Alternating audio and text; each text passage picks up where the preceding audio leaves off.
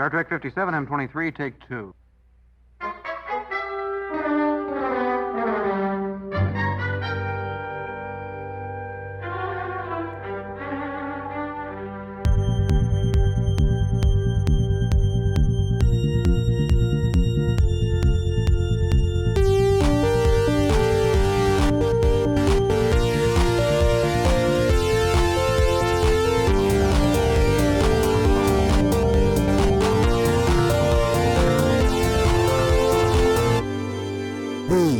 Star Trek podcast. Yeah, so Ransom told me about William. I'm so sorry. You must feel terrible. Why didn't you say something? I haven't really processed it. I mean, he was an exact copy of me. Had his own quarters on a cooler ship, but he died for no reason. I guess I was trying to make all of this matter because then I would matter. But trying to make this dumb movie important just proves that I'm not. It's just a holodeck program. I know, I was stupid. Let's just get out of here. Computer, Arch. Cancel Arch. Mariner. I found deeper meaning in Rise of Vindicta, and it was totally unscripted. If I did it, you can too. But it's a bad story. Yeah, it's an uneven slog that totally ignores the successes of the original, but it's also a Starfleet movie, which means it's worth doing. Yeah, it is a Starfleet movie. We are Starfleet! Yeah, we're Starfleet. Yes, okay. Okay, first we have to figure a way out of this brig. Nick! I never stop believing in you, Purplehead. I love you. I'm in love with you. I'm in love with you too, buddy. Let's go. Okay, how about this? Why don't we talk about death? Oh, right, yeah. That's right.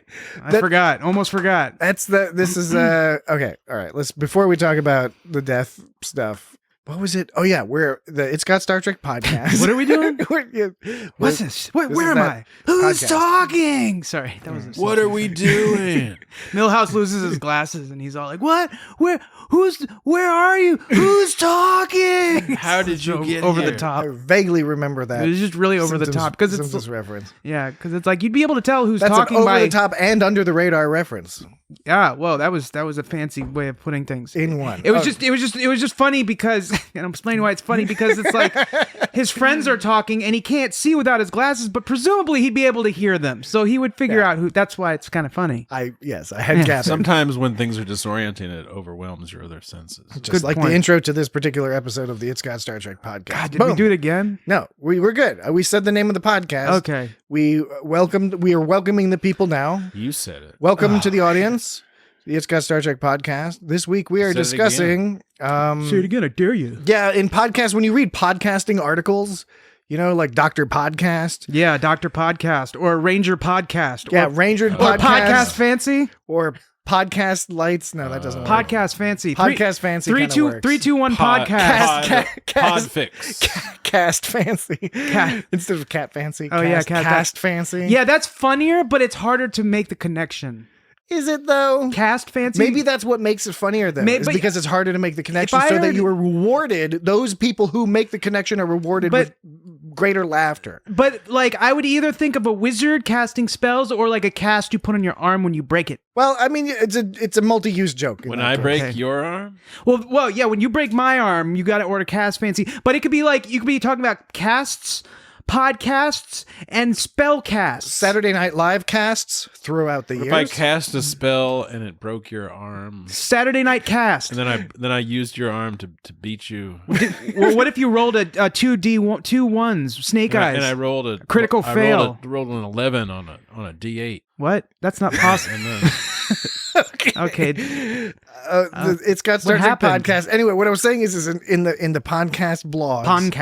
Ponfarcast? The Ponfarcast, they always say the name of the podcast, in this case, the It's Got Star Trek podcast. You say it over and over again. Episode 154. Yeah. They also say the names of the people. Well, Dan, Jesse, and I'm Patrick. I remember My name is Dan. I think things like radio commercials, you're supposed to say like the phone number of the place. Oh, yeah. They or the say website. the phone number like Radio. a million times. Yeah, they have a number of times they're supposed to say it. 588-2300 Empire.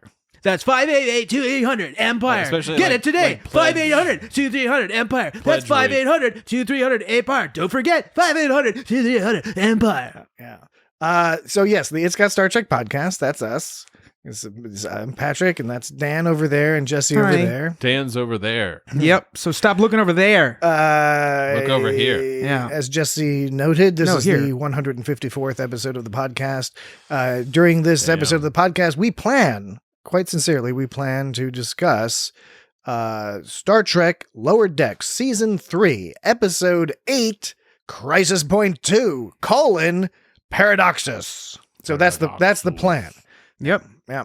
All right. So this, this is a sequel, of course, to Crisis Point, the good old Crisis Point episode. By the way, Paradoxus means contrary to expectation. Well, according to Wiktionary. Ironically, that's what I expected it to mean. Wiktionary? Is that ironic?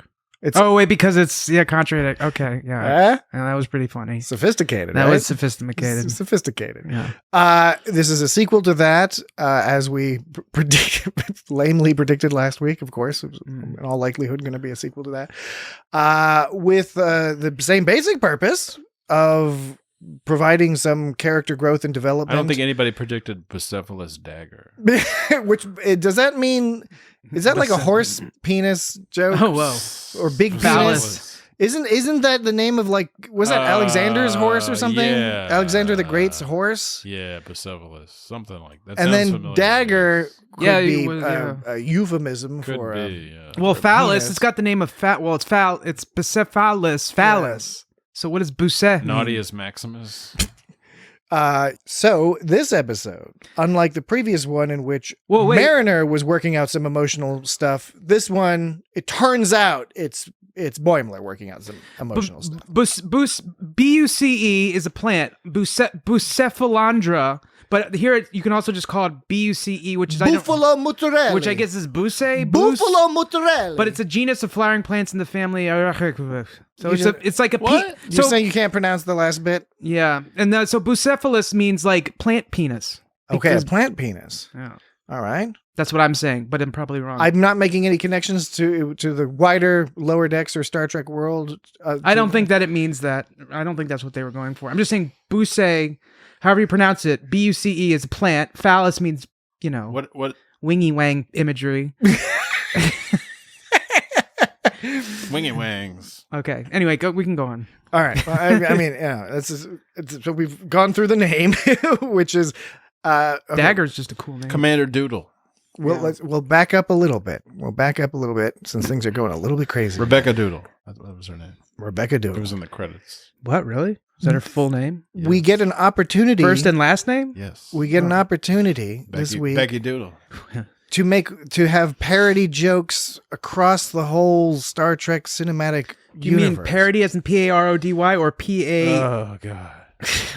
Or do you mean I'm like just kidding. Parity? Yeah. As in equal chunks? Yeah. It may be a little of both.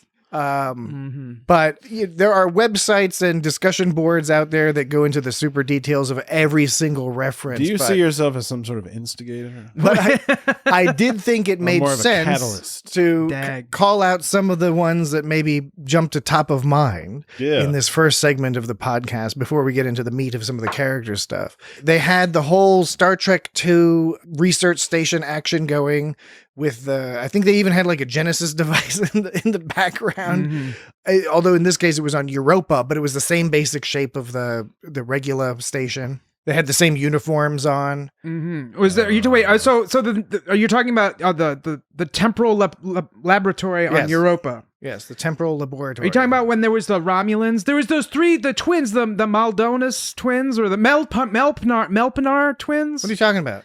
Triplets? I'm sorry, triplets. Yes. You confused me by saying twins. I'm sorry. I thought you were referring to something else that I was supposed to recall. You had twin triplet confusion. The Melpinar triplets, didn't they look a bit like Tallinn from is that been discussed yet during this episode? They looked a little Tallinn-ish. They looked Tallinnish to me. Yeah. Who's Tallinn? That Vulcan from that Rejduj. the one with the from one Lower with Decks. yeah, that had the It's just an animation style. Similar.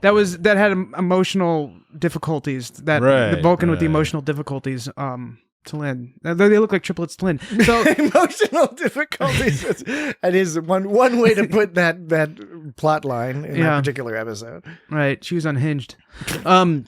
So so that was Star Trek 2, right? Yeah, totally. There's a couple other Star Trek 2. There's like all the time travel stuff. You get all the time travel. Which is general Star Trek. Well, there was the punks from Star Trek 4. Yeah. Right. There was part so here are the different places they visited. They visited the Starfleet in order. Starfleet Temporal Laboratory on Europa. This is related, so just bear with me. Okay. There was a Starfleet Aquatic Research Center in 2341, which is like Star Trek 4. That was the Great Sulian Algae Crisis. Star Trek 4, they go back in time to save an aquatic creature. Right. So there's Sydney, July 15th, 1982. I'm not sure what that was. That was about. with the punks. That was the year punks. Star Trek 2 came out, but it mimicked Meeting the Punks, except these were that's interesting. Aussie punks. Yeah. Aussie punk. So founding a federation in 2161. Which was what we saw in Enterprise, and similarly in Enterprise we don't actually get to see a lot of the details. It's just, you see it from like far away, so it's kind of like a joke on that. Did it have like a Star Trek 6 vibe to it a little bit? Like when they were in the... Yeah, now that you mention it. When they were in the assassination... When they were assassinating... I agree. Well, and then that bomb they were using was from Star Trek Nemesis, the bomb that blew up the Senate, the Romulan Senate. There was like a godlike figure that was disappointing at the end. Oh, you're talking about on the third moon of Shatinari? Yeah. Not be mistaken with the third moon of Futanari. Yeah. Okay, so there's a lot to unpack there. The stone god creature is, yes, he is a disappointing god, just like in Star Trek 5. Whereas in Star Trek 5 it's a big head. It was a more Judeo-Christian style white person god. Totally. In this case, it was a rock god, which is funny in part because Shatner had this, when he was directing Star Trek 5, he had this whole like big rock monster creature sequence that never worked, and so they weren't able to do it. So that's alluding to that here. It's alluding to Star Trek 1 because instead of the god, they find the right flyer from Kitty Hawk. Yeah, right. Kitty Hawk. Kitty Hawk. So that's kind of like V'ger in Star Trek 1. What else do they have? Of course, there's a Sovereign class ship, the Wayfarer, but that looks exactly like the Sovereign class Enterprise E from First Contact, Insurrection, and Nemesis. Although I think it looked mostly like First Contact style, swooping in and out. I'm sure tons of other stuff going on in there. Anything else jump out at you in terms of the naked movie references? I was just looking up the bombs thing, and I don't know if I found it, but it said something about in 2259, Kirk was... This is from Star Trek Into Darkness. There's something about Spock is transferred to another ship shortly after Starfleet officer Thomas Harewood, sent by Commander John Harrison, bombs a Section 31 installation in London. I don't know if that's what you're... No. They bombed the whole Senate, and I think it's Nemesis. Bomb the Senate. Yeah, it's Nemesis. Nemesis? I'm just going to say that. It's Star Trek Beyond. Are you sure it's not Star Trek Beyond? I haven't seen Nemesis in a long time. So. Are you sure it's not Star Trek Beyond? I'm not sure of anything at this stage in my life. Well, we'll figure it out one day. Star Trek Beyonce. Star Trek Beyonce. Yeah. So I want to see the Kitty Ha platitudes he gave. He says, the purpose of life is a life of purpose. It's a good one. Love without trust is a river without water. It's kind of esoteric. It's kind of like, I love you as much as a heart filled with love or something. It just doesn't make any sense. Or you're my joy is as big as a heart filled with love. That doesn't make any sense. Yeah. Right? I just made that up to sort of compare. Anyways, life is like a cup of tea. It's all in how you steep the water. That's just really derivative and not very creative. That was a life is like a box of chocolates. Yeah, right. Kind of. And not then, exactly, but going in that direction. We didn't get all of the last one, which is laughter and a good night's sleep will. And then, Yeah, probably something like heal all wounds, heal all wounds or something. Yeah. Heal all Get those. you kicked in the balls. Yeah, because you're not. Or vagina. Yeah, you're not supposed to go or ovaries. I mean, if you want to be.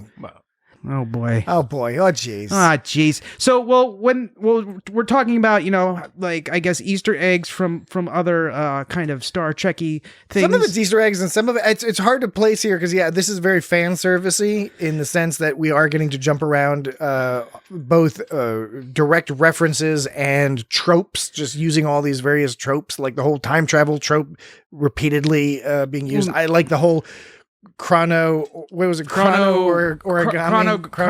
Chronogamy. Yeah. There's like chronotons and origami. Well, so when Cross the origami threshold. The special effects for that was actually pretty fucking rad. Are you talking about when they look like some kind of Star Wars or Star Trek 1 Star Wars? You know, are you talking about the wireframe thing? Well, you're talking about when they were origami thing when they were traveling through time and it was all like folding in on itself. I thought you were talking about the one where I think Rutherford actually commented on. He's like about the graphics when it showed like 2 wireframe things that look from like early '80s Star Trek, Star Wars kind of like graphics. There's an even better Easter egg games there that was pointed out on one of the discussion boards on the internet.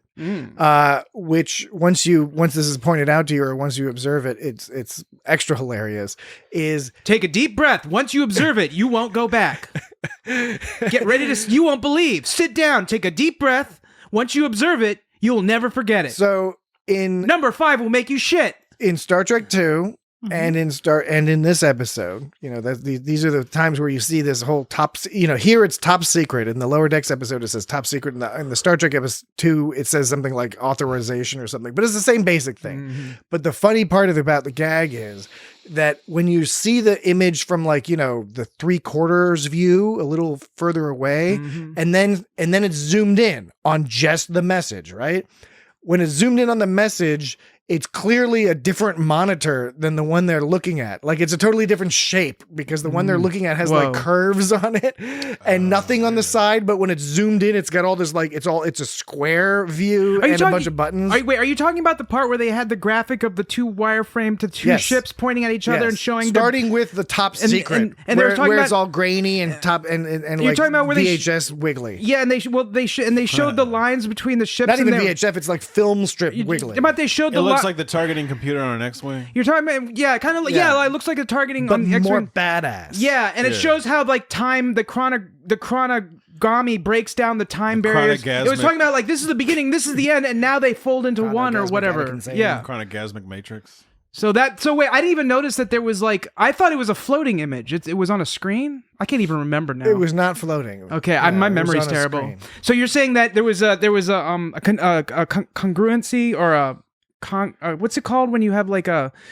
It's that they did the joke. They did the double joke. It was a hat on a hat. It wasn't actually a hat on a hat in this case, but it was where a continuity. Was there a continuity error? Is that what you're saying? Yes. Effectively, yes. Effectively, a continuity error in that the close up shot and the far away shot showed 2 different things that are meant to be the same thing, and they replicated that in this episode of Lower Decks. Crisis Point 2. I did not pick up on that. Paradoxus.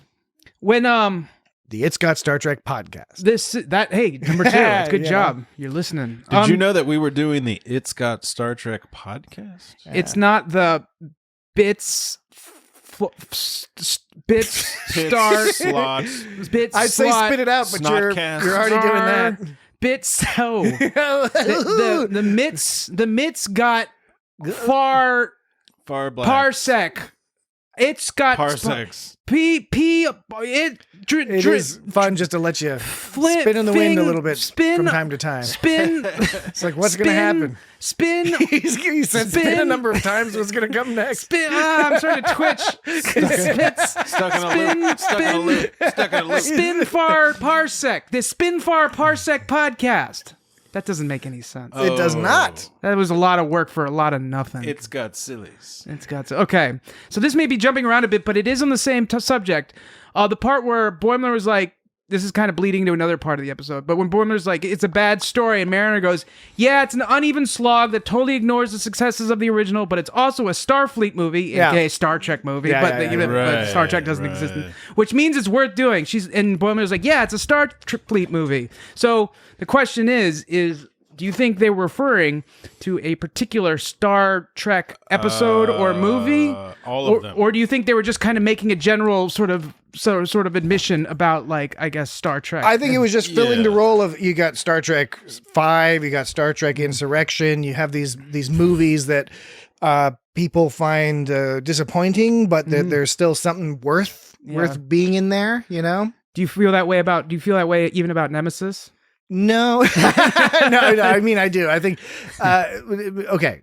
We will at some point in the future discuss Nemesis in a more detailed fashion. There's varied opinions in this room about that would be a long Nemesis. episode, I think, because it's like when there's a bunch of fucked up Or shit. That's very when, short.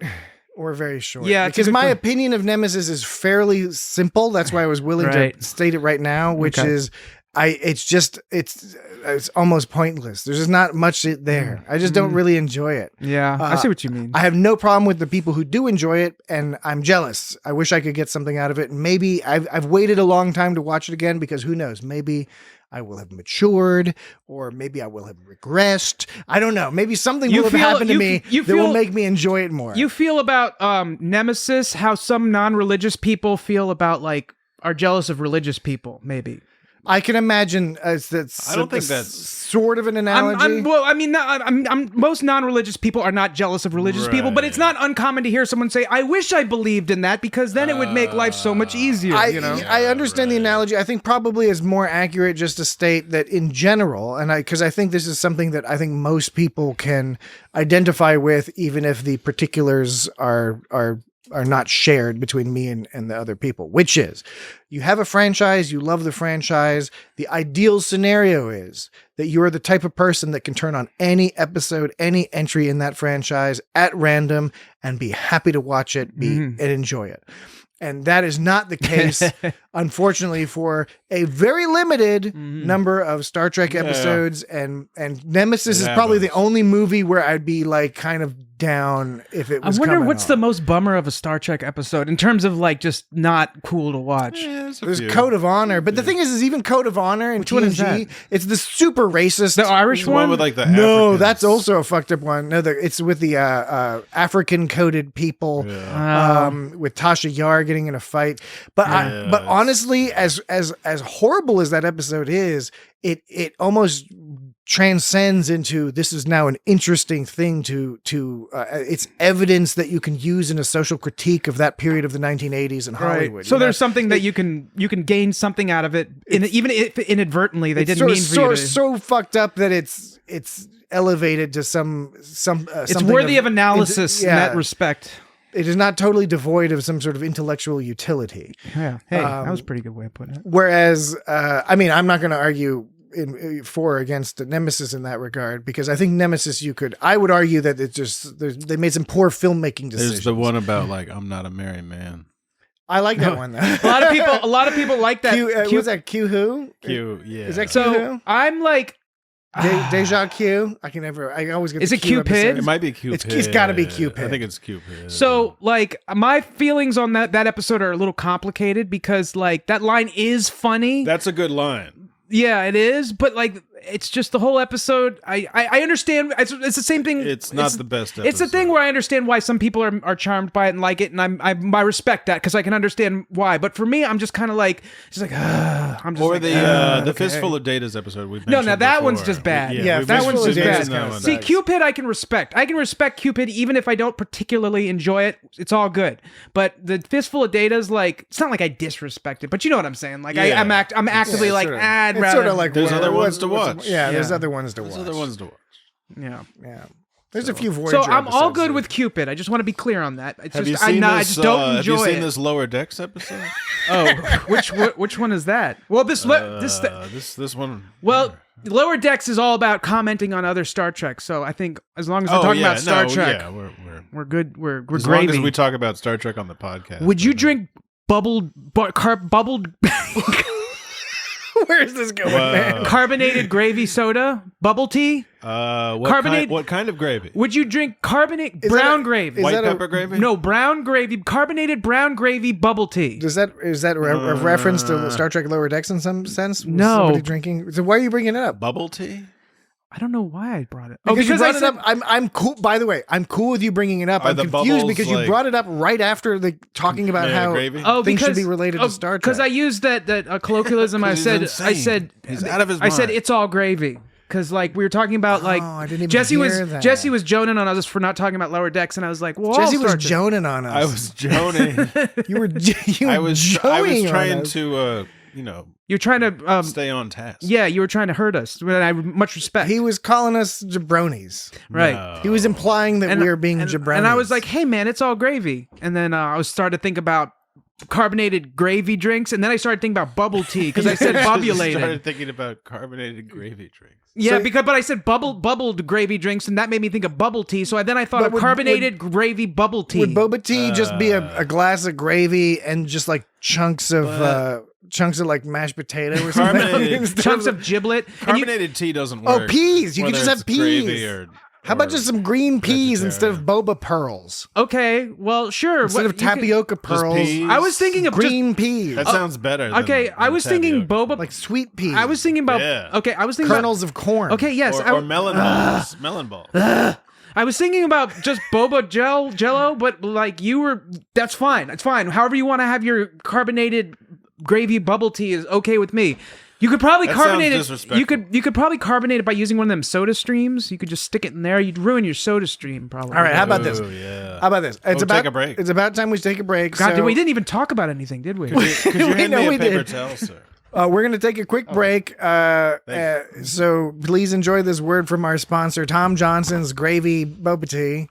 Carbonated. Carbonated, Boba tea? carbonated gravy boba tea. Bubba tea? And Boba we'll tea. be Boba tea. right back. Bubba tea? We're back. Silvo Toussaint. Gravy. That's what it would be in the Silvo commercial. Toussaint. There'd be a bunch of kids going, gravy. Kids don't say gravy. Can I have an extra large? Extra large. Kids don't Slurp even it like down. gravy. Kids like gravy. Some like it chunky. Some like like it gravy. not. I like gravy. I'd drink gravy any day. All right. The It's Got Star Trek podcast, Lower Decks season I do 3, too. I like episode gravy. 8, Oh my gosh. Crisis Point 2, Chronogami. Paradoxus. This takes place in the Vindictiverse. Yes, or that's what Boimler, was trying to expand upon the Vindictiverse, but Mariner, of course, had some issues. It's kind of with funny that they've got this whole like Star Trek franchise within the. I mean, I know it's not uncommon to kind of have that sort of idea of self-referential humor, nested but meta reference. But it's like they have the whole Starfleet movie franchises, all the franchises starting to be created within like the show. So they'll definitely have more of these episodes. I should think. hope so. Yeah.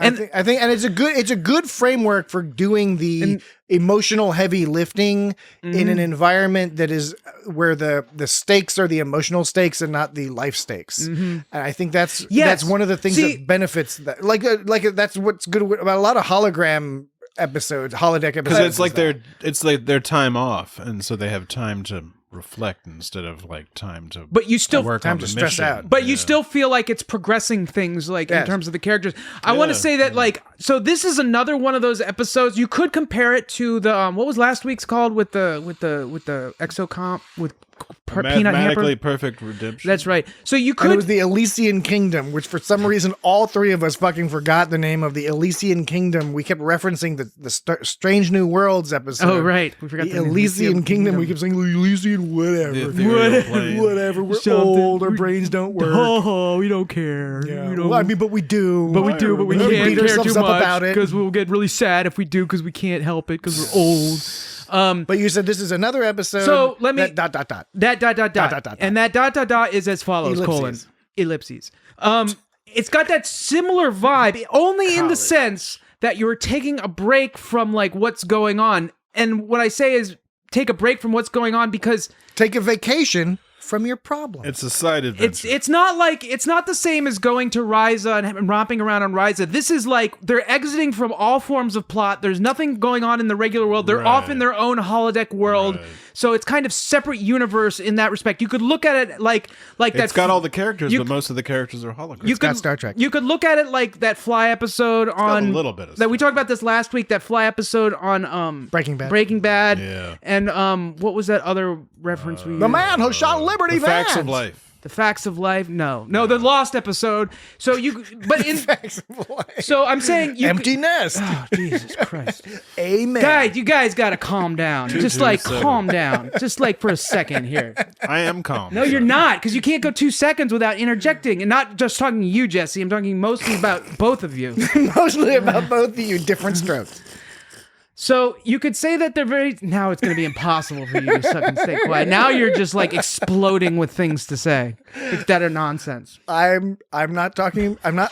Look, I know this may be one of those situations where we're just a little too close for comfort.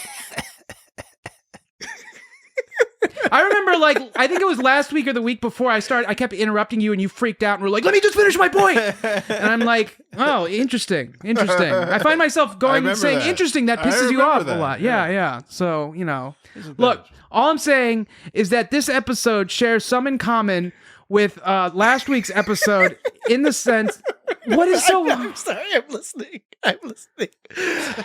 Unfortunately, I've worked myself into a situation where the names of 1980s sitcoms keep flowing through my head, and it's taking every ounce of my energy not to interrupt you. It shouldn't take every ounce of your energy, though. Cheers. I wholeheartedly that's agree. something wrong with you. I agree. That's something. I agree. You're certifiable in some way. No, I 100% agree with you. I'm apologizing. But please, I'm very interested in your point. It's not a normal thing to be like that. I agree. 100%. Punky Brewster. They had the Punky Brewster cartoon, and she had a weird gerbil monster for some reason in the cartoon. Yeah, the cartoon I was more into the cartoon. I was too. Yeah. Made less sense. Yeah. It was certainly better than the Small Wonder. I am Vicky. Yeah. I'm going to buy marijuana and put it under this plant. I am a robot, but I didn't do it perfectly. The plant is a little askew, so my dad will find it and then be worried. That was the episode where she got free pot because the dealer was trying to like get her hooked on pot. Yeah, because back in the 80s, you just get free drugs. Yeah, right. The more expensive, the more free it was. It Right. was because of the Republicans. Okay, I'll try to make this fast. excellent. Okay, egg salad. So it's kind of got that vibe of sort of an exodus from your normal sort of TV show sort of style going on because it's in its own thing. But I've expressed that's those kinds of things are hit or miss with audiences and me alike. And me and audience. I am separate from you, audience, please. Is that But is that lording true? over the Is that audience. true though? You are a reviewer. You are yeah. a podcaster. no, those episodes in general can be hit or miss, and as can be shown by last week, how like you guys really liked the Peanut Hamper episode last week. I didn't dislike the episode last week. We were neutral. I was neutral on it. I thought it was fine, and I know that like Neutral it Milk wasn't. Hotel. It wasn't meant to be like an inner light or the one with the date. I always keep to thine own self. Yes. wasn't- It's just called thine own Thine self. own self. I always get it wrong. I always add. The line is to thine own self What are be those? true. What are those types of words called when you say to and the? All those words like those Articles? Articles. I keep adding articles to my titles. Well, I is mean, my the problem. is an article. Two is a preposition. Two is a Okay. preposition. Grammar.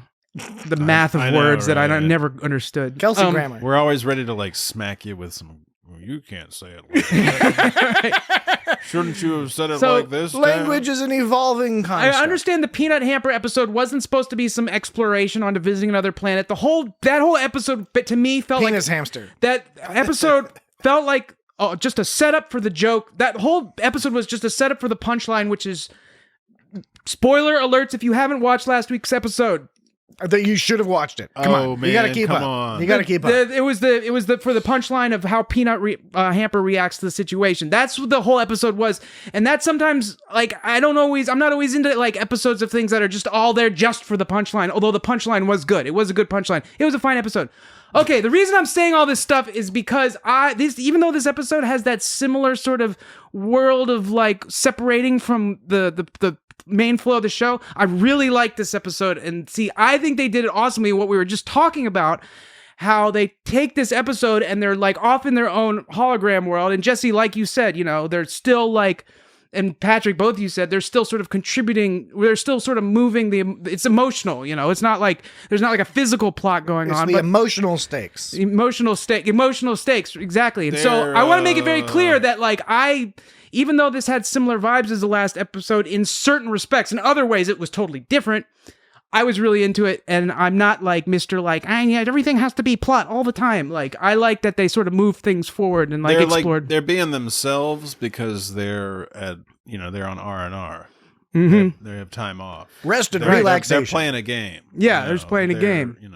And the way they played the game is it wasn't like they just played a game and it was like separate from what was going on. They tied it together with like they kept it anchored into like their relationships and stuff. And I thought they're that all was, approaching the game in different ways, because firstly you have Boimler, who his motivation shifts right at the beginning, right? Because his initial motivation is he's just trying to have some fun, so almost showing off his extension of what he's done, what he's built upon Mariner's Crisis Point Vindicta Universe world. But then when he finds out, he believes that William Boimler, his clone, he learns that he's died in sort of a silly way. Mm-hmm. He's now having an existential crisis. And it was super fascinating watching this episode the second and third time through, because it's such a different episode when you know what's going on, even though, again, it's sort of predictable. You can guess something's going on. I didn't immediately guess it was about his clone. Right. But when you know all that, it takes on, like, all his actions throughout the episode take on a very different feel. And it was fascinating how he's delving into, like, the layers of, like, the holodeck's AI to try to figure out the meaning, and which is really interesting, this idea that you're getting to the source of something. And he's getting to the source of, like, the holodeck AI, which is, like, kind of analogous to getting to the source of meaning. And of course he gets to it, and it's just total nonsense because it's an AI. But I like the commentary along the way where it's like, we don't think about these non-player characters or whatever, and how Mariner keeps Mariner keeps pointing it out. She's like, oh, the computer's just building a backstory for this one, on the fly. Yeah, right. Knick-Knack was pretty hilarious, and I like how Mariner came around to the whole story and stuff. But that part was super fascinating to me, and like, you're right, yeah. And Tendi had her own way of. Well, Tendi's whole thing was she was also just sort of having fun along with so Mariner, Tendi, and Rutherford initially are just hanging out having fun. Mariner starts taking it a little seriously in the sense that she sees something's up with Boimler. She's kind of bitter and annoyed at Boimler.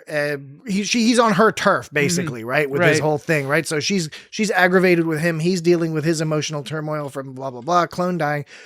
Tendi is just chilling until Boimler puts her in command, and then she starts taking it real fucking seriously because we learn that she has this unvoiced desire to be in command someday. And that also is plays into the sort of idea of what Boimler's looking for, because he's trying to struggle to find meaning in all this. That classic, like, everything's random, like the randomly, like how is there meaning and all that stuff. She's trying to figure out what's it all mean. It's like my clone, where he's at the station where I wanted to be stationed, but because of weirdness happened, like a clone happened, and then they die for a stupid reason. There's no meaning in the world, right? And so that's the crisis he's going through. But because he's having that crisis, that's the whole reason that Tendi is given a shot in that. Now, who knows? Maybe down the line she would have given another shot. But the point is it happened this way now, and it just goes to show it's like the flip side of, like, the randomness, which actually Sulu kind of addresses at the end. That's what Sulu's all about. Yeah, so you can look at Sulu's point by the Boimler bummed out side, and the Tendi awesome side was all. Sulu literally says reflection, reflection. He doesn't say it 3 times, but the reflection is something that it's a reflection. Rutherford is a reflection. Is sort of in an interesting place because he's the most he's just kind of there hanging out. He doesn't really give a shit about. He's just doing it. He's just hanging out with everybody while they're on the holodeck. I mean, Silco Toussaint. He's getting snacks. Like he's making. Did he fart, or did he just make a fart noise with his mouth? Well, like it's ambiguous. Yeah, right. Exactly. The closed captioning said it was a raspberry, but he just has this attitude like he doesn't care when he's normally the guy that's always working on a puzzle. Right. There's that episode where the whole engineering staff was overworked. Mm-hmm. Like, we don't usually see him where he's just like, not only is he's not doing anything, but he doesn't give a shit. And Tendi's all like, "Come on, Rutherford, at least try to play along." Right, and he's not reading the. You gotta have chips. Room. Right. He's totally not reading the room. But he does, and the only time he finally starts giving a shit is when Tendi expresses that, like, I'm care because I'm a captain. He's like, "Oh, well, no shit, of course." Right. Yeah. But there's silly Rutherford moments. Yeah, he does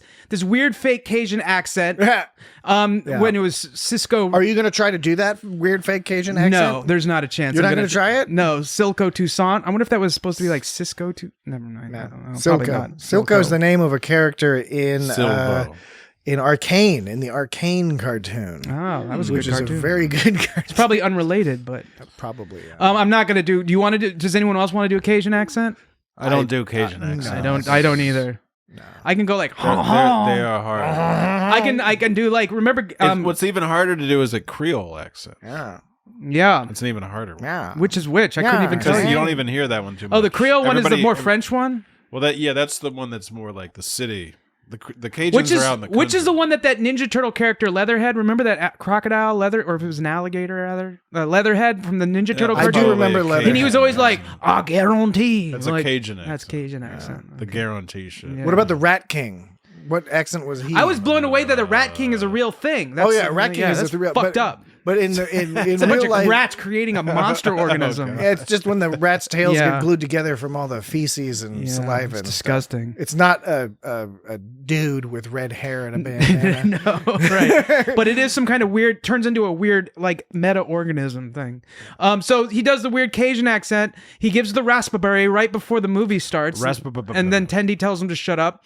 Then when he goes, whoa, these graphics are mind-blowing. When that's when Gibson's explaining the timeline chrono issues, which is we were talking about, like, the X-Wing graphics. Smells like fried Romulan. Yeah, right. Well, so there's a part where they're on the planet and he's getting a sandwich during the time travel light show because he says makes him sick. Yeah, chips. yeah, he said he gets seasick. And that's when Tendi gets pissed. She's like, "You're not taking this seriously." It's a big old sandwich. And too. yeah, he's like, "You're right. I'm not taking it seriously." Yeah. And at first it seems all like, "Well, fuck you," but really he just doesn't get it because, like, yeah, that was like a pretty good looking chip sandwich he got It was there. a going big on old sandwich and a nice big bag of chips. Like a lunch bag of chips. Yeah, you put them on the sandwich. It's good. And then Rutherford steals the old You timey. gotta have chips. The old timey outfits of the punks. When Tendi gets mad, So he couldn't fit in the pants. and then Pants don't fit. and then at the very end, when he keeps going like choo choo, because he has that choo choo song stuck in his head, which is awesome. And that's when he says the smells like fried Romulan in here, which is when he's really having trouble reading the room, as Patrick was saying. So, and then that's when she kind of loses it because it's almost she's like when, crying. She's like crying over fucking what's her name? Tana, Yeah, right? the cat. Tana dying, and then he says it smells like fried Romulan. It's like that's pretty brutal. Yeah. So. This is kind of like, But that's when he comes around and is like, yeah, it's a game. Who cares? Like, and so you think he's being a dick at first, but really he just doesn't get it. But then when Tendy explains to him that, like, no, this means a lot to me because of A, B, and C, he's like, or mostly just A. That's when he's like, oh, well, no shit. Yeah, well, I'm on board. See, because he isn't clueless. He's just kind of has trouble reading the room. Right. Anyway, what were you saying, Jesse? Well, it's like when there's the episode where he has like his older personality takes over, but so like he's just like this jerk with a bad attitude. Mm-hmm. It's kind of like that where he's like he's like acting out. Yeah, he is acting out. He's totally acting out. I get the sense that Patrick is doing a good job of holding back. I feel like because he's sitting there like spinning back and forth with this smile on his face, and I think he's got like an encyclopedia and a dictionary's worth of words flying through his head that he wants to spew out, and he's being very mindful and polite and not doing that. But I can tell he wants to. What, like silver spoons? Okay. Maybe Hill Street Blues. Taxi. Maybe I got a little Golden Girls. Maybe I got a little worked up a minute ago. No, it's all good. It's all good. Perfect Strangers. Too close for comfort. I already said too close for comfort. Oh fuck. You know the But you guy were really from you were really mad at me at that stage. So you didn't hear me say Was it. you really mad that at guy me? from Perfect Strangers is on She-Hulk. He's the dad. Yeah. He's her dad. Yeah. That's who that is. Yeah. I thought I recommend Mark Larry. Lynn Baker. Yeah, Larry Appleton. That's where He's I really thought- good as I- her dad. I Yeah, that's why I was wondering where I recognize that guy. Well, now you know. Oh, And That's what I'm knowing here for. Is That's what I'm half here the for. battle. That's Benson? why I'm on the podcast. Benson is great. And Benson is a spin-off of Soap. Benson's got that guy that was Neelix. Yes. Yeah, that's right. It was a spin-off of Neelix? Soap. Benson Yeah, had Ethan Neelix? Ethan Phillips was on Because Benson. it also had Renee Aubergenois. Yeah, For real, dude. yeah. I didn't know there was so many. Huh. Huh. Huh. Oh. I remember the Too Close for Comfort theme song goes like dun, dun, dun, dun, dun, dun, dun, dun, dun, That was a good dun. one. It was like elevator music. It was Yeah. weird. It was a weird television program as well. Yeah. Yeah. Yeah. Okay. You know, it was a weird theme song. I got this because I was watching that I Dream of Jeannie. Rick and Morty episode. That was a great one. I was watching a Rick and Morty. Okay. I was watching a Rick and Morty episode recently, and they brought up the theme song to MASH. Yes. And like Yeah. that is Suicide is painless. Like that was I'm sorry, not MASH. I'm sorry, I wasn't MASH. Oh, so you got it wrong. I got it wrong. Change direction. No, it was to Taxi. Oh, yes. Oh, Yes. well, MASH is it's like a Taxi's trumpet. Taxi's sort of Also a a melancholy trumpet, right. for a comedy sitcom. It's a melancholy-ish. It's got this weird, it is. It's But got so this is weird- MASH. MASH is also I think that's why I melancholy. got them confused because like they both have this sort of like When I was a kid, I used to not like the Taxi music for some reason. What freaked me out? It's upsetting. It is Yeah. upsetting because it's got that weird flute intro and the weird like electric piano and it's all jazzy and the song itself is good, but paired with the imagery of this taxi going through like where Yeah, like that horrible bridge sequence. Yeah, where she's it's just- driving over like the it doesn't match. Williamsburg Bridge or whatever. Yeah, it doesn't match in this Whatever way bridge that that like is. makes me feel like I'm in an oogie place. What about the Night Court theme? No, that was awesome. that was Remember at band practice when you'd always play the Night Court music on the bass? Oh, did were you sure that wasn't Pat? I didn't play the bass in band. I played trombone. You played the bass in the band. Oh, in the band. Oh, you're not school, In not the- school band. In our awesome rock band. Yeah, right. That's right. You're right. I did do Where that. you were the bass player. That's true. I forgot about that. I didn't play bass in the band. That was bad. Okay, you're right. I forgot that I played that. All right. Yeah, because it was a cool bass line. So, Lower Decks.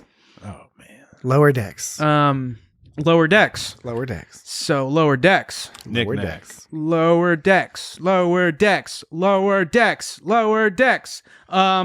They make fun of women characters written by men that are there to support men. Yes. By giving Dr. Helena Gibson an existential crisis when Boimler doesn't care about her. Yeah.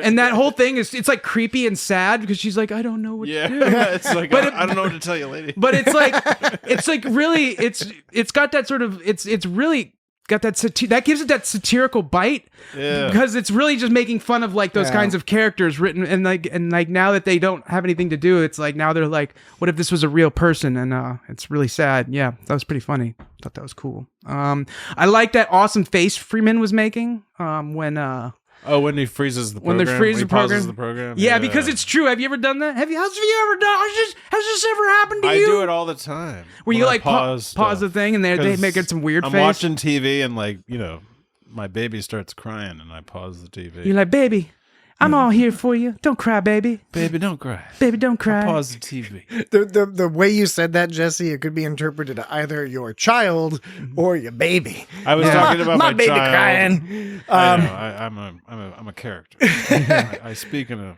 funny sort of way. They had a bunch of funny references to the conceit of this cinematic holodeck program. Perhaps one of the most silly, but also I thought most clever and funny somehow was when Mariner is leaving the holodeck and has to step over the letterboxing in the door. I missed that. That's funny. It's great because she's in the middle of she's having an argument with Boimler. She's a little frustrated, and so she's leaving. And as she leaves, she's yelling at him or whatever, talking to him, and she has to step over the black bar at the bottom of the screen because it's cinematic mode, extra widescreen. Yeah, and then they do that effect with like the flecks of dust or whatever. The like, film grain. There's a lot of film grain. That's film the word. grain. They didn't push the what do you call it? The lens flares as much, but there's a little bit of that, which was something in the first Crisis Point. They were making a lot of fun of the 2009 Star Trek movie and that sort of whole series of movies with all the lens flares that J.J. Abrams introduced into that aesthetic. I hope they have more of these. These are good episodes. I do enjoy the Crisis Point holographic things.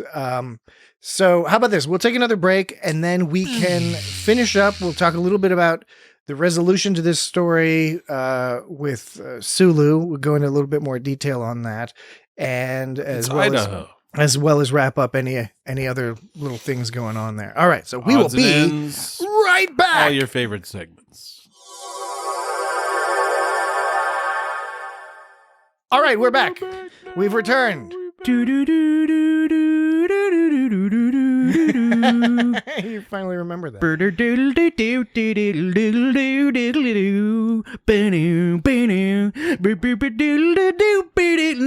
that's right. That's how I think I blocked it out. Yeah, the taxi theme. The MASH one is all like. I know the MASH one. And that song, the lyrics are about I like something I like sad. The lyrics aren't in the TV show, but they're Yeah.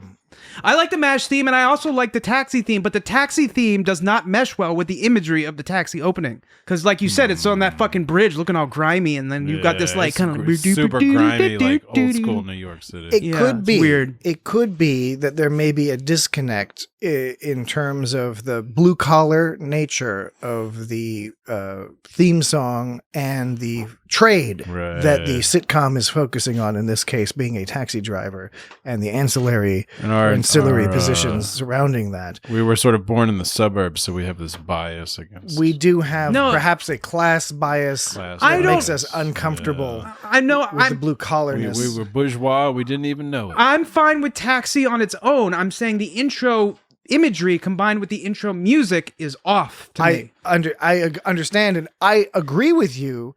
I'm positing that you and I may have that disconnect. We may feel that disconnect because we do not have appreciation for the sadness of being a taxi driver. I don't know.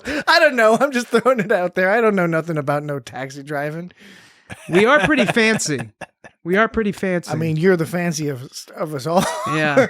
they call you fancy. They call me Fop Boy Dan. Fancy Dan. Did you say Frot Boy Dan? Fop Boy. Is it bad to say fop? Fop? That's not bad, is it? I don't know if I don't. It's not bad to be a fop. It's like To me, 1700 stuff. Are you like foppish? You're saying you're foppish? Like that's for like that. When I was watching, like, are you a little Lord Fauntleroy? Is that what you're saying? Little Lord Fauntleroy? when I was watching the movie, prancing about in your velveteen jacket.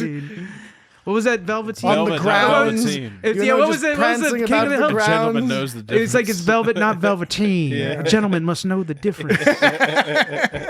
I could give something a jangle. I don't know. Give room service a jangle and have them send up some etouffee. King of the Hill. That's it. So yeah, I was watching the movie Amadeus when I was like really Amadeus. When I was really Falco. When I was really young, I was watching. He died in Jamaica. So this is when I have to start over and over again. Yes, he's buried in Vienna though. You asked me earlier off air why I start over my sentences sometimes, and this is why. I'm just saying. No hard feelings. No hard feelings. I'm not trying to tell anything to anyone. When I was watching Amadeus as a kid, I was like, why do they wear wigs and wear those? Why do they wear powdered wigs and why they wear those long, like, fancy clothes? And my mom said something about them being fops, and that's when I first heard the term. So now I'm wondering, is fop like? Is that so like? You learned it from your mother. I learned it from my mother. Could that be construed as like, not something that's quite cool to say? I couldn't tell you. I don't know, because you only hear about it referred to people in like the 1700s, right? Like you don't hear it, or 1700s. I mean, you don't hear about it now. You're talking about a movie and play from the 1980s. So it could be. And your mother was the one who said the term. It wasn't in the movie. So I don't know. It's like Tim Roth's character in the Liam Neeson. Tim Roth. It's like Tim Roth. It's like the Tim Roth character in the Liam Neeson movie Rob Roy. He was a fop. Tim Roth was a fop in Rob Roy. Yeah. He was also in, he was not a fop, but he was in She-Hulk, of course. Yeah. That has nothing to do with what I was... Reprising his role. That has absolutely nothing to do with what as the Abomination. That's absolutely nothing to do with what we're talking about, though. It has something to do with Tim Roth. Yeah, but the point, but the subject... information associated with No, Tim that's Roth. free... And you mentioned Tim Roth? No, free association is not like something to be proud of. Like, free association happens because due to a lack of filter. The subject of my statement had nothing to do with Tim Roth. The subject of my statement had to do with fops and examples of foppery. So, and then jumping that over to She-Hulk, you're just trying... At that point, you're just changing... not a fop. At that point, you're just changing the subject to talk about something else. A little bit. Okay. As long as we're on the same page here. I just liked any excuse to say Tim Roth. So Knick-Knack. Is there anything to say about Knick-Knack? Knick-Knack was cool. You had all them little arms on. Yeah. Not much to... This is one of those episodes where there's like a lot of entertaining things in there. It's fun to go on Reddit or Facebook, one of the Facebook groups or something, and read down a list of all the little things that they mentioned. Did you make a list? I did not make a list because Well, I figured other this people. guy over here. Dan may have made a list. I already spake my lists. My lists of places they were at, the platitudes, Thus and silly spake- Rutherford. Thus spake your list. I just thus spake my list. Zarathustra. So Zoroastrian. well, there was a reference within the show. What Ransom's friends, there was Honus the bartender, Nurse Westlake, and Matt the whale, Matt the whale, yeah. from Cetacean Ops. I'm assuming. Yeah. So He's there was his beluga buddy. Maybe Beluga that'll buddy. come up at some point in the future. Do you notice when they were in the Great Sulian algae crisis, there was some dude walking by with like algae on his head? Yeah, there was just a bunch of algae stuff. They're like, algae everyone learned everywhere. about that when we were kids. But this is the part, I guess, where I was saying where I kind of cut into before when I was talking about, it's a Starfleet movie, and they were talking about some Starfleet movies are uneven. The whole portion of that was when Boimler was all bummed out. First of all, when after Mariner found out from Ransom that Boimler's clone had died, she came back and Boimler was sitting there all bummed out. By the way, do you notice what were those bags under his eyes? Do you think he was crying or do you think he was just tired? He had bags under his eyes. I mean, probably a little of both. Like they made it a point to have bags under their eyes. When you're grieving, it's very exhausting. It is exhausting. But so Boimler goes, but trying to make this dumb movie important just to prove that I'm not. What was I saying? Oh, great. Now I've already fucked it up. Should have put it on the list. I guess I was trying to make all this matter because then I would matter, but trying to make this dumb movie important just prove that I'm not or something. I don't know. He did say that at some point. Yeah, and she goes, right, and so here's the part I'm getting at. She goes, it's just a holodeck program, trying to make him feel better. But that actually makes him feel worse, because he's like, no, I'm stupid. That's a good point. He really idolizes that Tom Paris guy, and Tom Paris is always coming up with like awesome holodeck programs that impress everybody, and So, and he takes pride in it. So basically what she's saying, she's trying to make him feel better, being like, oh, don't worry if the holodeck program doesn't work out. It's not a big deal. It's just a holodeck program. It is a big deal. It is a big deal because she might think she's helping by telling him not to worry about things that aren't important.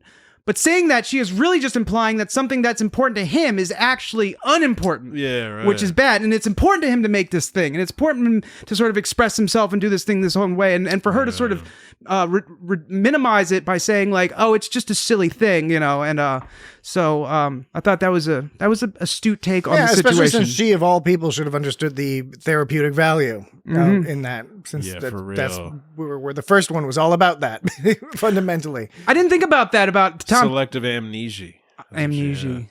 Diabetes. I didn't think about that, about the Tom Paris making cool holodeck programs, how you were talking about. A lot of people made cool holodeck programs. Tom Paris was all about he made it. a lot. Yeah, he did. He was all They about had it. And you're right, The Fairhaven business. Yeah. And Boimler does idolize Tom Paris. Yeah. Captain Proton. All that Captain Proton nonsense, the Fairhavens. There's a couple other ones. We did a too. whole podcast about that. Yeah, we did the Fairhaven and Spirit Folk. That was just Jesse and I, where we drank Some too spirits. much. We decided, it would be fun to drink some Irish whiskey while we discuss these two episodes. Well, was it like for St. Patrick's Day? It wasn't even that, was it? I don't think it was. No, I don't think we had that excuse. I think let's drink a lot on the podcast. I think we were just, let's just do these two episodes. Do something different. Yeah, I love both. I honestly really enjoyed both Fairhaven and Spirit. What was it? Spirit Folk. Which a lot of people complain about. A lot of people don't like those episodes. I think those people are silly. Those are fun episodes. But when we discussed them, Jesse and I were very drunk, and Dan At least by the end, Dan we was were. like out of town somewhere. By the end, it was just a mess. Yes. Well, yeah. It was. if you're listening to this, you probably listened to that already. Yeah, and if you haven't, go listen to that. It's fun. You don't even need to watch. You don't even need to watch the TV episodes. So Mariner it's not an unusual thing for her to not be able to see the hypocrisy that in that she's somebody who's used the holodeck for therapy before and is giving Boimler problems. She's giving him a hard time about that, or not recognizing that that's what he's doing, one way or the other. So, but it's fine. It's not like it's a plot problem or anything like that. Plot problem. It's all in character and it all works very well. Well, so the impression I'm getting is, I don't know what Jesse thought of the episode. Patrick, I'm impression I'm getting from And you. you never will. Never. God damn it! I'm getting the impression that you liked it, but you didn't think it was all that. I know. I enjoyed it. I thought the points that it made were good points. It's just, I don't know. There's just not a tremendous amount to discuss about it, I guess. It was well Yeah. executed, lots of funny jokes, good Easter eggs spread around from most of the cinematic universe. So you felt like you got more enjoyment from, and this is totally cool if you do. Difference is the spice of life, or something like that, or something to do. So would you Variety. would you like the mathematical math better than this episode? Well, I won't. Exocomp Look, peanut hamper episode. That I found last week's episode, A Mathematically Perfect Redemption, to be somewhat more challenging, interesting. It was more out there. It was more of an experimental thing for Star Trek generally, and Lower Decks in particular. I thought it was an exercise in sort of leveraging the maturity of the program now that it's most of the way through the third season. You said mimosa the way through. Mimosa the way the third season, and has developed its own lore in addition to. It is interesting that they remembered Peanut Hamper, and they're continuing. Yeah. I do like that they didn't forget about Peanut Hamper. That they forgot about Peanut Hamper. I could have It's like- forgot about. It's like forgetting about Dre. You can't forget Yeah, about Peanut forget Hamper. about Dre. there's pluses and minuses every time or potentially pluses and minuses every time you stretch yourself a little and experiment a little beyond the normal form of your television program. But there's a respect in doing so. But yeah, I have a certain respect in doing that. I very much enjoyed this episode. I thought that it's very well written. I thought the jokes were good. I thought it was emotional. This is high on my list. This is another, as far as I'm concerned, there's not a single episode of Lower Decks that I have not been impressed with and enjoyed at some level or another. It's all relative to each other, right? This was in some ways a little bit derivative, both yes, directly because they're doing jokes and funny plays on them. You know what? that's true. It was. There was a little less undermining of tropes in this one. Last week was a lot of here's the Lower Decks, here's the Star Trek trope, and now we're gonna surprise you by undermining it. This one was more like here's the thing, and it's exactly what you think it is. Yeah. And most of the cleverness was just in how deep some of the references were. Like you mentioned, Dan, that the planet Shatnari, which is a extra meta reference to the fact that they have this end scene with Sulu on Kirk's Idaho farm cabin place from Star Trek Generations. In real life, the producers of Lower Decks had attempted to get William Shatner, and they were unable to secure William Shatner, so they got Sulu. And of course, Boimler has that great joke. It was like, oh, that's Captain Sulu. That's even better. Even better, right? Yeah. There's like a throwaway. Oh, you could almost miss it, but like it was like. Which I think it was better. Yeah. But now they added in this name, the planet of Shatnari, which is a joke on the planet Shakari from Star Trek V. And Shakari was the name of the planet that the producers gave the name. They used that name because originally for the character of Sybok, they were trying to get Sean Connery to play Sybok, Spock's brother. Shit. And he was very close to signing, but they couldn't work it out because of scheduling concerns, I think, with that always screws Last it. Crusade. Cost too much money. I think in that case it was the Last Crusade. I think I heard that So the planet was named Shakari, Sean Connery. Sorry, I didn't know. Shakari. That's the point. And so here it's Shatnari is because they couldn't get Shatner to play the role of Whoa. that's like an extra Pretty, I didn't know dig that. that. I dig that. That's kind of an awesome like deep cut. This is still repetitive in some ways. It's still derivative of other Star Trek stuff and Crisis Point. Maybe I'm just a that's how it is kind of guy. And I'm fine with that. I don't even know what that means. The other planet was called like Tatis something. That's Tatis Shore. That was the name of one of the actors on the show. Who plays Shax. Yeah, right. Okay. That's a roundabout way of saying that I Derchik. very much enjoyed it a Reva lot, Derchik. and this has good rewatchability value because It's interesting, but you actually you get more out of the story the second time around. You were more delighted about the math calculus. I wasn't sure where things were going last week, and I liked that. Whereas this week, I figured out. You know where I didn't know the particulars, but the structure of the story was very straightforward this week, which is Boimler obviously got some news that upset him, and he was then obviously using the holodeck program as a means to dealing with whatever this news was, and then we find out this news is the death of his clone, which is it's a fascinating thing, right? But still, it's like okay. Well, I guess to me, yes. That's why watching it a second time through was extra interesting. You're right in that it is got that, in that aspect it is derivative. That this episode is kind of like, in that sense though, about like, it's kind of like we already know what the stakes are and all this stuff. It's just kind of how we're getting there, and that's what I found interesting. Whereas, like I was saying before about the last week's, it was more about the punchline, and you could say there were aspects of that were, I mean, the whole point of the episode was to be derivative of like that style of like Stranger in a Strange Land kind of.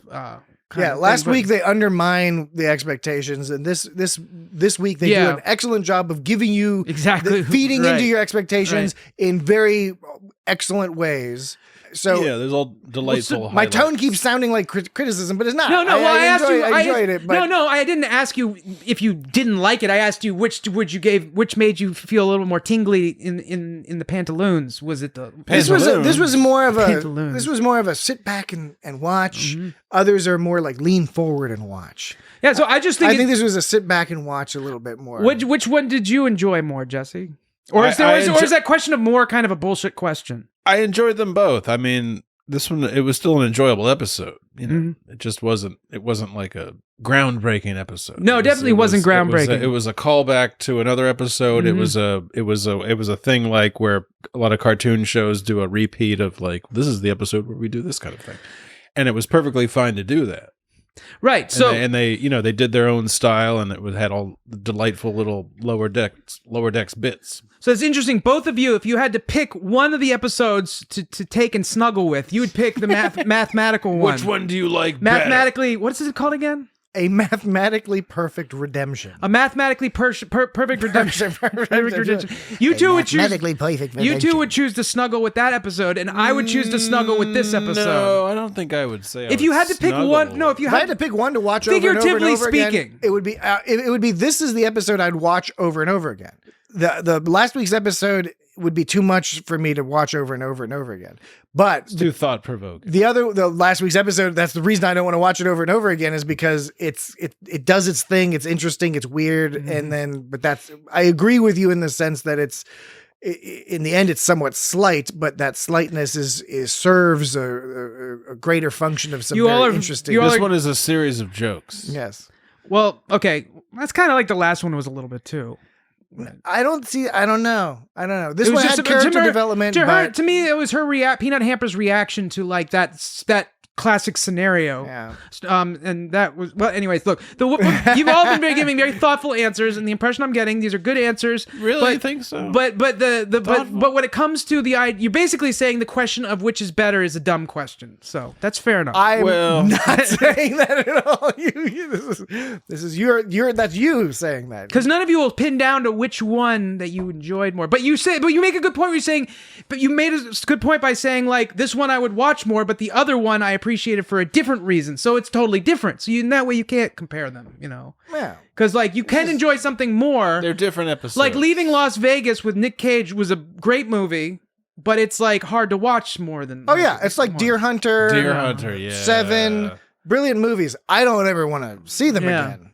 So like. That's an extreme example. So it's kind of. I would be perfectly happy watching both of these episodes many times. Yeah. Okay. It's only a half hour. Well, so we never got to an answer of which is better. No. So that's a stupid question. Don't be so labeled. That's what I was getting at. Like you just said, it was a stupid question, and I'm sorry. I didn't say that. No, it's true. I don't use that. I relent. Word. I relent. Use that word. We did briefly touch on what Sulu talked about, but I think it's worth just mentioning once again before we finish up the discussion here. He said it was Idaho. Don't you want to feed the horses? Well, he had that nice perspective on life, which is yes, there's randomness and death and can be meaningless or whatever, but it's a quote unquote reflection of the random joys you encounter throughout life too. The randomness of death is merely a reflection of the unexpected joys we find in life. Yeah, it's the same sort of deal. And if you live to be like in your 90s, then you have that kind of outlook. Yeah, and if you die, you're not going to worry about it anyway. And if you die before that, who cares?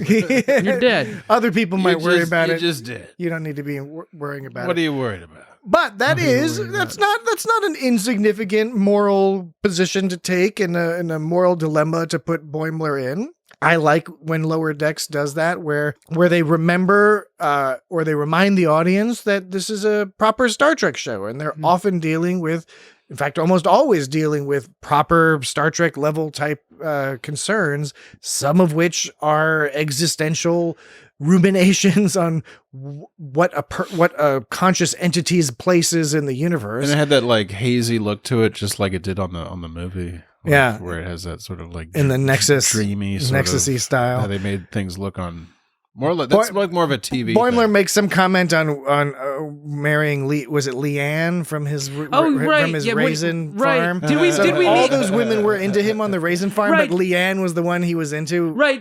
I was actually wondering, did they mention Leanne in that episode? Like, could we go back to that episode and find out which one Leanne I think was? it's the blonde one. Okay. I could be wrong about that. But he has a certain type because he likes the Barbara, what's her name? Yeah, right. Barb Gibson. And then in the movie, he programs the girl who's like, she's Helena Gibson. Yeah, Helena Gibson. Barbara is in the, the girlfriend, the actual girlfriend he has. Barb. The Cupid's errands. Played by Gillian. Gillian Jacobs. Gillian. I shouldn't. Gillian. Jacobs. Jacobs. It's fucked up of me to purposefully mispronounce her name. I'm sorry. It is. Okay, so that's Sulu. All right, and then the last thing we have to discuss, of course, however briefly, is the cliffhanger, right? They have a cliffhanger joke. Cliffhanger. My name is Cliffhanger. My name is Cliffhanger. Cliffhanger, Mike the cliffhanger Gaynor? joke. The cliffhanger joke where they first make a joke about cliffhangers. It's not really a cliffhanger, though, is it? It is a cliffhanger because we don't know what's going to happen. Cliffhanger is like when you're falling off the cliff. And what's going to happen? The Enterprise explodes. Or will it not explode? I think this counts because you're wondering what's going to happen This is a sneaky. So this is a sneaky sneak. William Boimler. This was, by the way, this was in System Redacted. Yeah. Now, the font they used made it look like it was the name of the episode title. But it's not. It wasn't. It was the place they were at. It was the place they were at. But it looked like the episode. We're watching an episode Normally called System. That would be down. You could argue that's a production error. Yeah, it should have been at the bottom of the screen. It should have said like Galore 3 or whatever. It's at the bottom of the screen. Or like, because as far as I know, the episode, now we're watching an episode called System Redacted. Bucephalus I think Prime. they've said System Redacted before. I can't remember if it was on Lower Decks or one of the other shows. One of the other recent shows, maybe it was the Lower Decks, but I've seen that before. Maybe it was in Wage Douge. I can't remember, but there's something makes me think that we've seen this before. All right, so basic idea here is that William Boimler, not dead, he's joining Section 31. Evil. Not dead. He's just evil Boimler. Well, maybe not evil. They do code him as a little evil, sneaky right? Boimler. But he's joining Section 31. He's a little sneaky. He's a snake. There's a defiant class looking ship going on there. Yeah, totally. So they set us up for something fun. Could be cool, yeah. Somewhere down the line, right? So we'll see how that goes. And it could be that he actually dies, and then they have to get, in order to complete a mission, they have to get Brad Boimler to like replace him. Ooh, yeah. Or Brad Boimler gets mistaken for him. Or they have to go head to head. Walking down something, yeah. Or they have to go head to head and then team up, and then go head to head again, and then team up again. Something along those lines. We'll see. The possibilities are endless. They are endless. Okay. Timba. That guy said Timba. Exactly. Yes. This is just as random when he's like doing stuff. He's just like Timba. I can't remember what he used. He used that. Timba, his arms wide. Right. Yeah. What does Timba mean by itself? Nothing. It would just be an exclamation. It would just be like, wah! Because, like a single word doesn't mean much in Temerian, right? It can be a shortcut for the whole phrase. Yeah, that's interesting. Timba, his arms open. That's interesting. They're probably trying to buy Walarian Deuteronium to power the chronogasmic matrix. Chronogasmic. Yeah, that was what Gibson said. Yeah, and then Mariner had some line about saying a bunch of words. Yeah. Any other things? Discussion points, odds and ends? Anything else popping out at you about this episode? We largely covered it. I remember eating some kind of like tofu ice cream. And then you Shatneri'd it out? It wasn't called tofu. It wasn't tofuti because I think it was called like Vitari or something. Was it called Tofruity? No. The cat could smell like the 20th century. That was good. Yeah. The 20th century always stinks. Oh. Yeah. Yeah, that was pretty funny. And then the cat's all like, holodeck might be fake, but dehydration is real. Yeah. take a water break. Yeah. Okay. That was a good point. Oh, and then Stevens leaned against the warp core. Twice in one day. He's like, twice in one day. Yeah, that was disturbing. Yeah, so that was like really disturbing at first, but then when they threw in the twice in one day, that totally like, diluted the whole. Like at first, it's like, oh my god, when he said that, and you're like, oh, well, it's important funny for them now. to do that. It was the same thing with William Boimler surviving. First of all, I think it was very predictable that it was going to turn out that William Boimler. Oh yeah, no, I'm not saying that. No, but I'm saying weren't they any also had to have that happen because it would have been a downer of an episode. Yeah. It might not seem like it, but if William Boimler had actually died for real, this episode would be much more of a downer than it ended up being. So right, and I want to make it clear that I didn't think that there wasn't anything mind blowing about this episode. There was no twists and turns. I wasn't like, oh my gosh, whoa. It was all very derivative and predictable in a lot of ways. But I thought the presentation was just pleasant. I agree. Yeah. I thought it was excellent presentation. On the subreddit Australia, our Australia, the subreddit for Australia, it says, whatever happened to Vitari ice cream? So Vitari I'm right. There was there was an ice cream. I think it was a fake ice cream. I'm not sure, but I think it was it made out of you're putting us on. and spiders or lizards or something? spiders. Are you putting us Is it a on? I'm spider not ice putting you cream? on. Putting you Australian spider ice cream? Get out of the city. It's made out of webs. Spider cream. Let's eat some spider cream. I was just saying that because Shatnari sounded like Vitari. But yeah, so Boimler, William Boimler's still alive. Yeah, no, I think we've concluded that portion of the discussion. Lieutenant Commander Bill Mina Vesper. Boimler. Oh, they had a Bill. That watch they had from Chrono Watch, was that like a Bill and Ted watch? That looked like a Bill and Ted watch. It was a little Bill and Ted-ish. Yeah, And that is a movie about time travel as well. it's a great movie. Yeah, the second one's way better. I wouldn't say it's way better, but I would say I would. I know. It just Bill you and just Ted's did. Bogus Journey It's more better than adva- it's Excellent more Adventure. advanced. I think that they both have something equal to offer. I think they're both amazing movies. Honestly, I think the second one has better character development. It's got Station, which is really upsetting and weird. And they I don't know, the whole they talk to God. the whole end sequence was in Bill and Ted's Bogus Journey was good, but it felt like there was some parts taken out. I don't know. But quite possibly. All right. Well, we'll discuss that further in a future episode of It's Not Star Trek. It's not. We can talk about Well, Bill I mean, and Ted's. there wasn't much character development in the first one, but when you think about it, there wasn't really any character development in the Matrix either. That wasn't. What does the Matrix have to do with We're it? talking And about. that We're movie talking. sucked. Yeah. Well, thank you, Jesse. We're talking about movies that are good movies. You're saying it's better because it had more character development. I'm saying even there's. I'm really saying it's better because it had Station. Station. Yeah, Station was pretty Station cool. like really upset Station. me. As Yeah. Oh yeah. as a film goer. It's like you watch like you watch like some Fellini films or something. You watch some of these movies from the Fellini 70s and stuff, and there's disturbing or upsetting imagery. There's similar to this episode. There's some sort of existential drama and stuff like that. None of those things. You're watching the 400 Blows.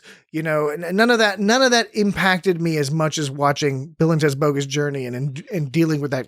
Like just trying to comprehend the character of Station. Yeah. Like for real. It was a weird thing. There was some weird shit going on. It's like some philosophically upsetting shit Yeah. that happens in that movie. So maybe that's why it's like with the Peanut Hamper episode, it impacted me more internally. Like a tooth, it was impacted. Not over here, buddy. I don't have any impacted teeth over here. Good. Did you used to? I don't have any impacted molars. Did you used to? No. Had them all yanked out. Good for you. Just yank that shit right out. Call him Weird Al Yankovic over here. Yep.